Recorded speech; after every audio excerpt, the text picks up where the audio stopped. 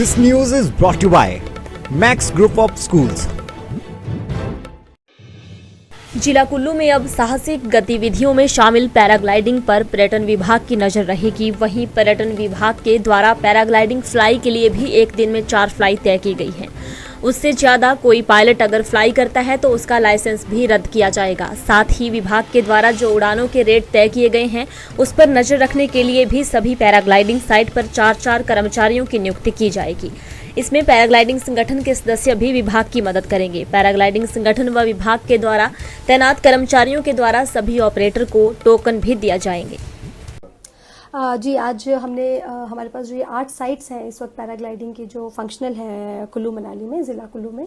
हमने उन सभी एसोसिएशंस के साथ जो है आज एक बड़ी महत्वपूर्ण बैठक की है और उसमें कुछ बड़े इंपॉर्टेंट डिसीजंस हमने लिए हैं इन view of safety of paragliding और इसको रेगुलेट करने के लिए, क्योंकि पीछे कुछ समय से हमने देखा कि कुछ हादसे भी हुए हैं और कुछ में जो है वो लोगों की लापरवाही भी जो वो सामने आई है। तो इसमें जो है सबसे पहला जो निर्णय लिया गया है और इसमें जो है वो हाई कोर्ट ऑनरेबल जो हमारे हाई कोर्ट है उनका भी ये ऑर्डर्स हैं कि मार्शल्स जो है वो अपॉइंट होंगे सभी जितनी भी पैराग्लाइडिंग साइट्स हैं। ये मार्शल्स जो होंगे वो एक उनका जो मैंडेट होगा वो ये होगा कि कोई भी फ्लाई जो हो रही है जो रजिस्टर्ड साइट से उस साइट पे जो है वो रेगुलेट करेंगे फ्लाइंग को। और इसके साथ ही साथ जो है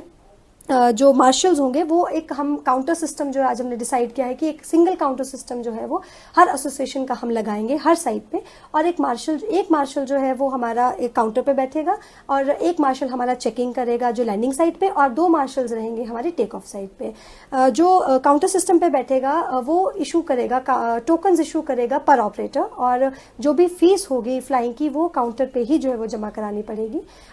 जो ऑनलाइन बुकिंग्स लोग ले रहे थे अब वो केवल बुकिंग ले सकते हैं, लेकिन जो पेमेंट है वो काउंटर पे ही करनी पड़ेगी और जब टोकन जारी होगा उसके बाद ही जो है वो फ्लाइंग पॉसिबल हो पाएगी। तो इससे जो है वो जो रेट है, जो ऑफिशियल रेट है 3500 रुपीज़ का, वो मेंटेन होगा। और जो शिकायतें आ रही थी कि कुछ लोग जो है वो कम रेट पे जो वो फ्लाइंग करा रहे हैं वो इस चीज़ से काफ़ी हद तक कंट्रोल हो जाएगा और उस वजह से जो है वो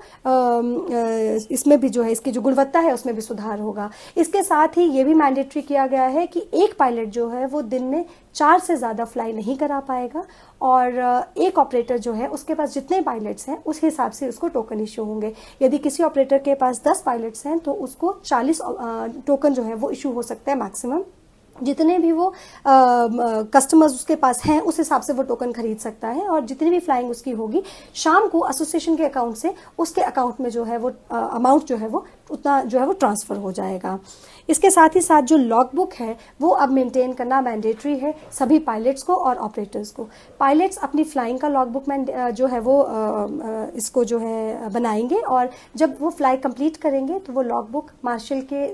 थ्रू जो है वो साइंड करवाना मैंडेटरी हो जाएगा ताकि उसने जितनी भी फ्लाइंग की है उसका रिकॉर्ड रहे। और जो ग्लाइडर्स हैं उसकी लॉग बुक ऑपरेटर्स को मेंटेन करनी है, तो जो भी ग्लाइडर जितनी भी उसने फ्लाइंग की है उसका जो डिटेल है वो ऑपरेटर के पास रहेगी और ये डिटेल जो है वो जांची जाएगी जिस वक्त इनका रिन्यूअल होता है, जब इक्विपमेंट्स की रीइंस्पेक्शन होती है। तो जिसने जो है वो लॉग बुक में फ्लाइंग आवर्स जिसके जितने होंगे उसी हिसाब से जो है उसके लाइसेंस को जो है वो रिन्यू किया जाएगा और